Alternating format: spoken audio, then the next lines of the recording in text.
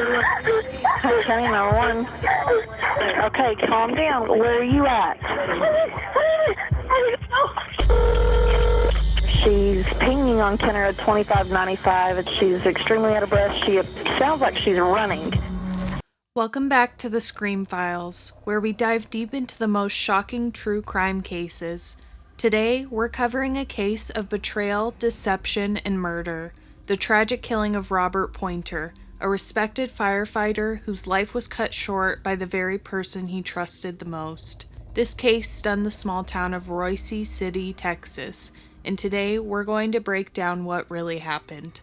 If you enjoy deep dives into true crime cases, make sure to like, subscribe, and hit that notification bell. Now let's get into it.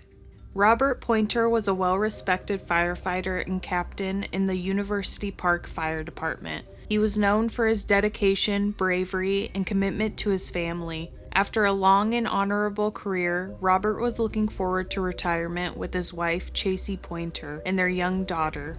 But behind the scenes, not everything was as perfect as it seemed. Chasey Poynter was Robert's second wife. From the outside, their relationship appeared happy, but things quickly began to unravel. Chasey was much younger than Robert, and as time went on, she became dissatisfied with their marriage. She claimed Robert was controlling and that she was unhappy, but instead of leaving, she made a much more sinister plan. Chasey had been engaging in multiple affairs, but one relationship in particular would lead to Robert's untimely death. Enter Michael Garza, a man she just met just months before the murder.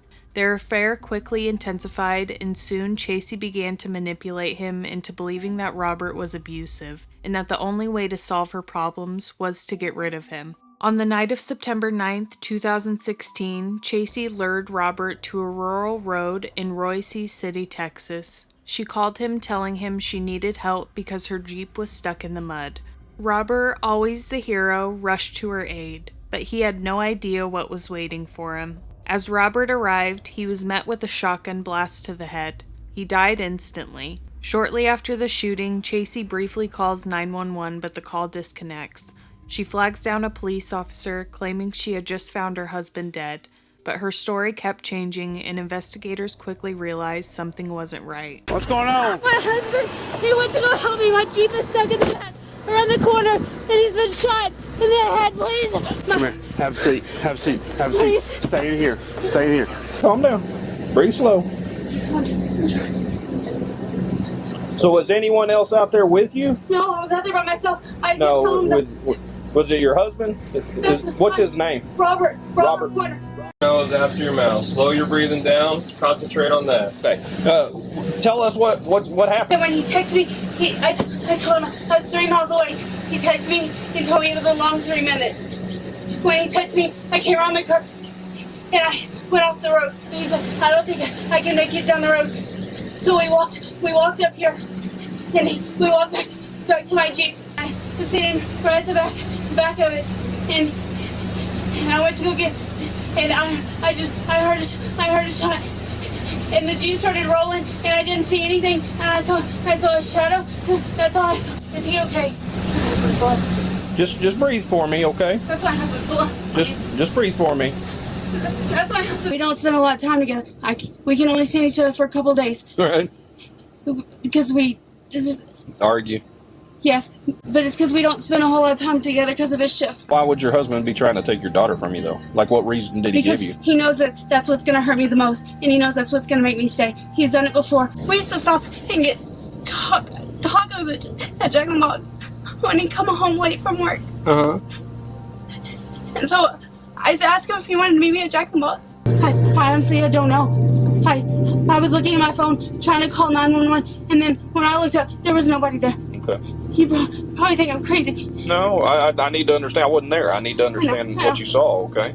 And it's tall, and dark. That's all I could see. I didn't see any fire. Are you and Michael Garza dating or anything like that? Do y'all have a relationship? Yes. Did y'all have a date? Was it date night? No, we just hung out. We had sex, obviously.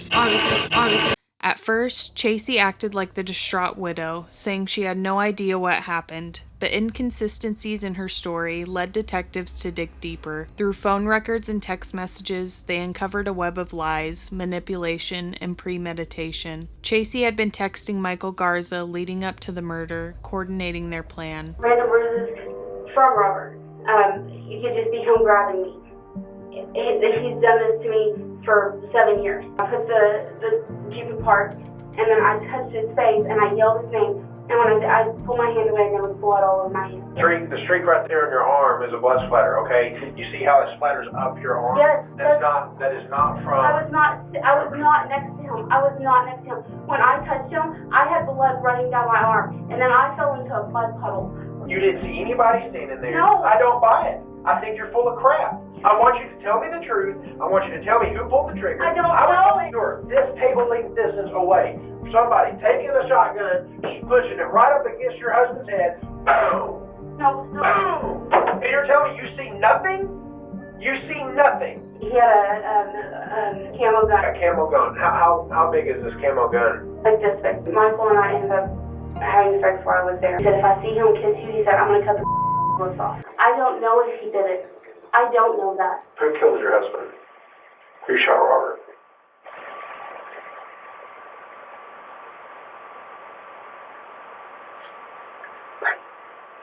Can you say that louder for me, please? That way he could get a taste of his own medicine.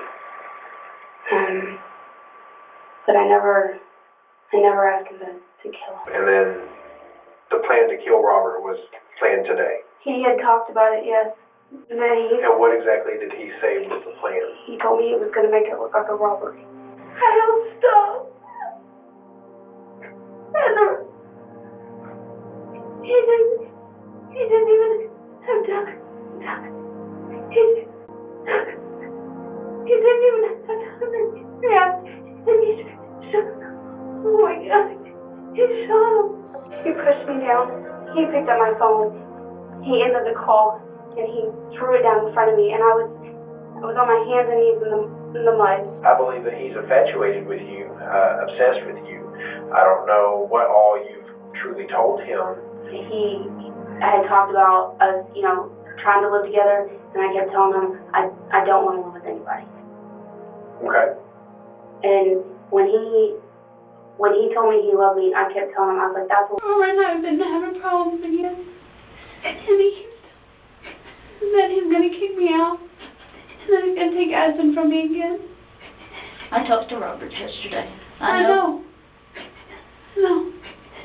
But he's still pushing me around. He's not pushing you around, Tracy. Mama, you don't live there.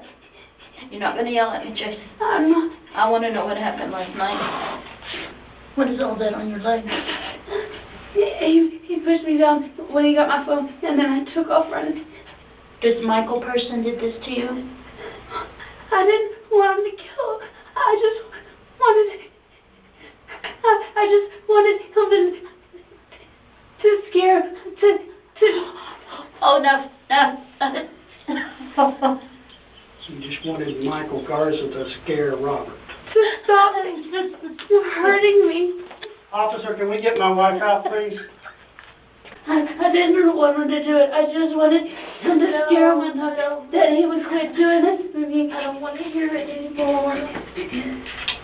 Michael Garza was arrested and charged with murder. During his trial, he claimed Chasey had manipulated him, convincing him that Robert was a threat. Chasey, on the other hand, pointed herself as a victim who had no part in the murder, but the evidence told a different story. Michael Garza was convicted of murder and sentenced to 99 years in prison. Robert Poynter was later convicted of conspiracy to commit murder and sentenced to life in prison without parole. Prosecution argued that she had used Garza as a pawn in her plan to kill Robert, hoping to cash in on his life insurance and escape an unhappy marriage. But in the end, justice was served. Robert Poynter was a man who dedicated his life to saving others, only to be betrayed by the person he trusted most. His tragic death is a stark reminder of how manipulation and greed can lead to devastating consequences. Cases like this remind us that sometimes the greatest dangers come from those closest to us. Robert Poynter's manipulation and deceit led to the death of a man who had given so much to his community. While justice was served, it doesn't erase the pain left behind. What do you think about this case? Do you believe Chasey was the mastermind, or was Michael Garza equally responsible? Let me know your thoughts in the comments below. If you found this video informative, don't forget to like, subscribe, and turn on notifications so you never miss a new upload. Thanks for watching and stay safe out there.